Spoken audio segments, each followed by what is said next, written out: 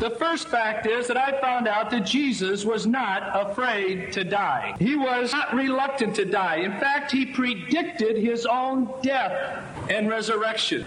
He said, "Behold, we are going up to Jerusalem," he said to his disciples, "and the Son of Man will be delivered up to the death. And they will deliver him to the Gentiles to mock and to whip and to crucify him.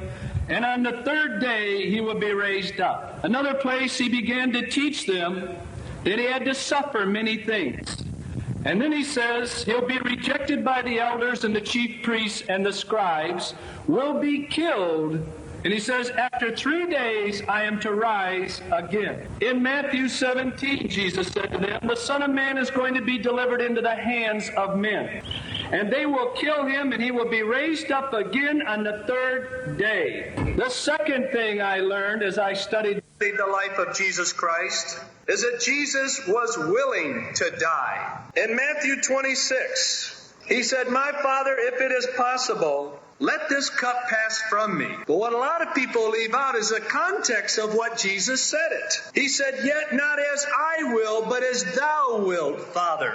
In John 18, verse 4, it says, Jesus, therefore, knowing all the things that were going to come upon him, he knew it, and he was ready for it. Jesus said in John 10, he said, "The Father loves me, because I lay down my life, I lay my life down, and I may take it up again.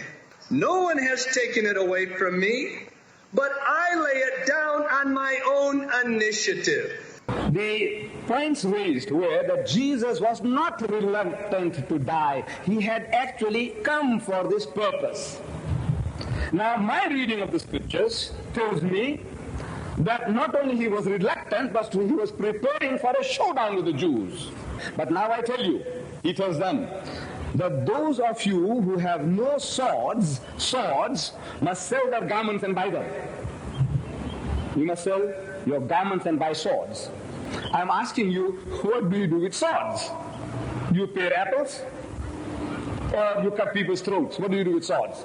He says, being in an agony, he prayed more earnestly, and his sweat was as if it were great drops of blood falling down to the ground. And the Lord of mercy, he sends his angel, says the Bible.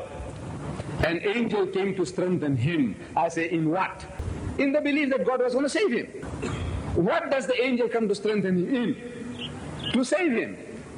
And everything that happened, from there onwards, you can see that God was planning his rescue.